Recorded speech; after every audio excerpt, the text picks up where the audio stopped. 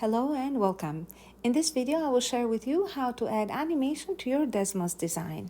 My focus will be to add animations to the waves.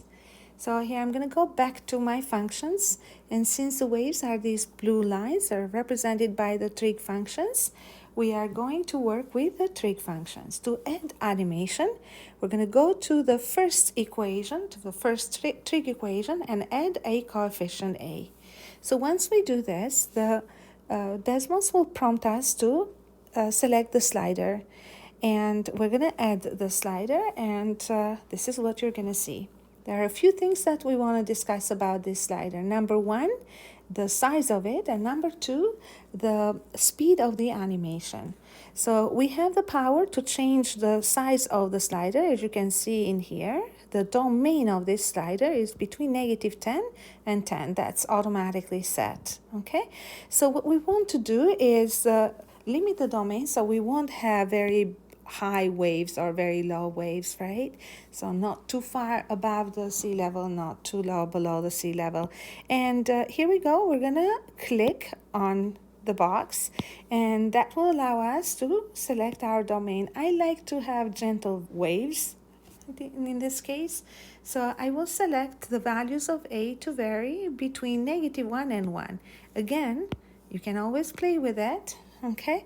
And I'm gonna make the step 0.001, so I want the waves to move very slowly.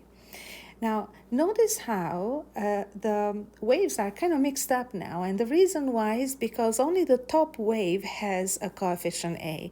So what we want to do is give the same coefficient to every cosine function so that the waves will move at the same speed and magnitude, which means that they will follow along, and the motion will be more harmonic.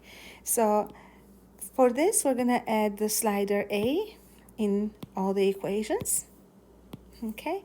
And you can see that we went back to our waves in the same pattern that we drew them first. Now, if you want to test the A values that we have chosen between -1 and 1 and see, to get a feel of what these A values will do to the graph of the function, or what the animation would look like, you can press the play button. And these are nice and gentle waves, but here are other things that we can do with the coefficient A. Now, another thing we can do with coefficient A is the speed. So the speed can be changed by clicking on the button below the play, and as you can see here, you have the speed.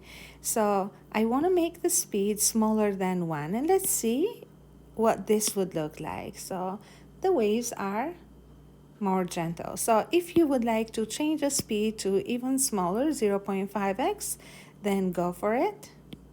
And this is what that is going to look like. Now, another option we can choose in here is to make the waves go up and down, or make them always move in the same direction. So it doesn't really matter, it's just a preference. And play around with it and see how that works for you and how you like it. So this is how you animate with Desmos, and on your culminating activity, you need to animate two shapes.